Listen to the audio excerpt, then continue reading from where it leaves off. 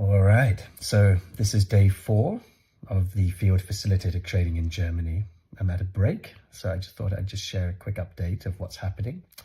Today is practice day, so we are beginning to set up circles, small groups of around 7, where there's an opportunity for emergent leadership or directed leadership to be practiced, where the actual skills that we've been developing and sharing and imprinting over these last 3 days get a chance to now be embodied experientially.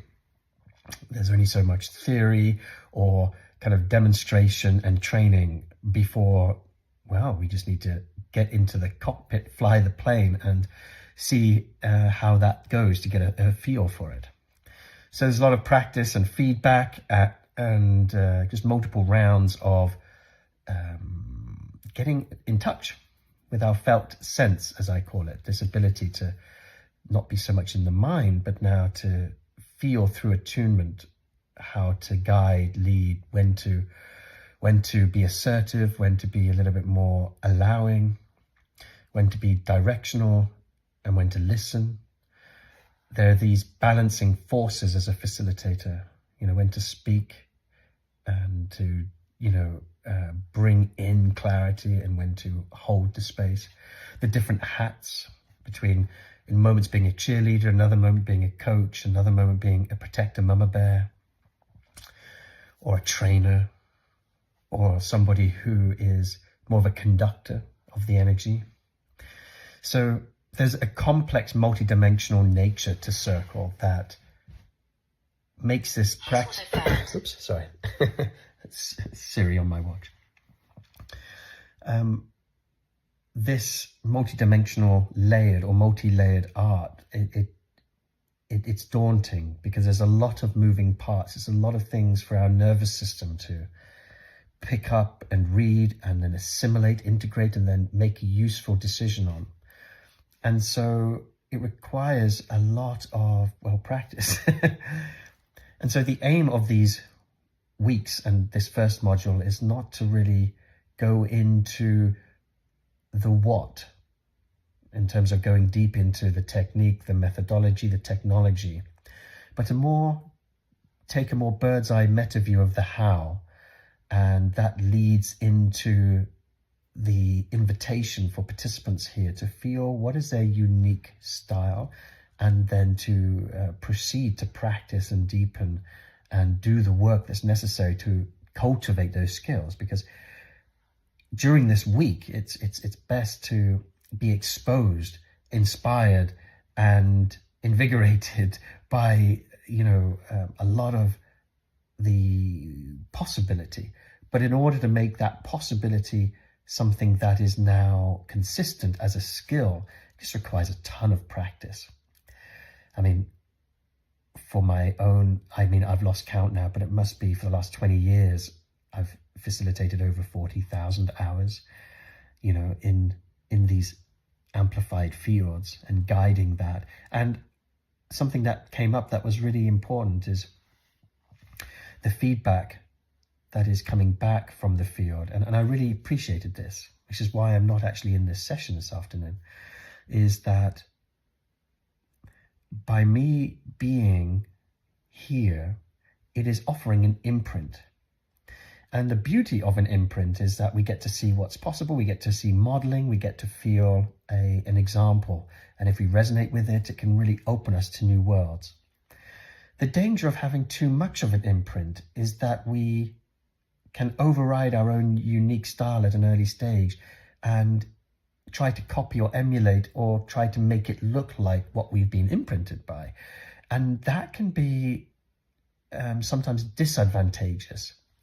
So how to bring the gift, how to show up and contribute, while at the same time not over-delivering a frequency that becomes too, I don't know how you say that, it becomes not too big, but it's too dominant as a frequency that causes too much of an imprint, that prevents the cultivation of emergence, actually, of something else that wants to come alive. So yeah, I'm just fascinated by this entire collaborative process around how to facilitate and teach facilitators field attunement. That's Siri again. So there's this question, right, around how is something intangible taught? How do we actually teach something that is quite hard to one even name? I mean, on the first day we talked about the question, what is a field? And the three of us, Andy, myself, and Rachel, all kind of gave our unique perspectives, from morphogenic epigenetics to culture to what I work with, which is talking about the field as a group nervous system and the spiritual components of that as we kind of transfer information from one part of us to another part of us, cleverly camouflaged as another. And there's a field that exists within the circle work that I'm doing, but there's also the field of consciousness where the body or the frequency of work exists that goes pretty much universal, that any one of you right now could tap into, that is a much larger field. So then there's the field of our own inner parts and inner world that exists just within our own body. I mean, it's like I said, it's just not easily definable.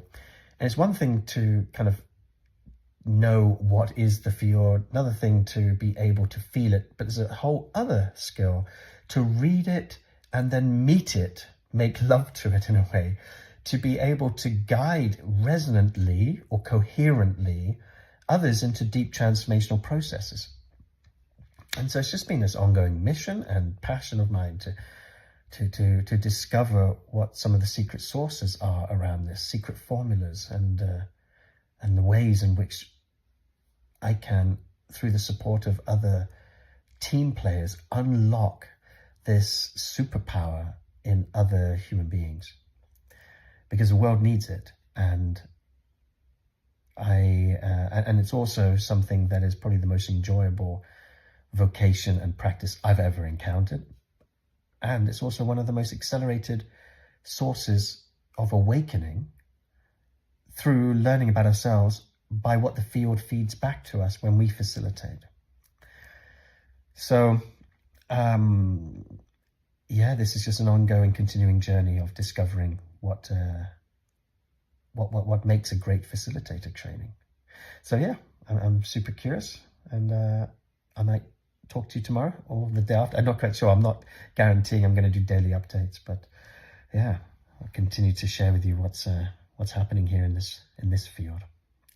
All right, take care and speak to you.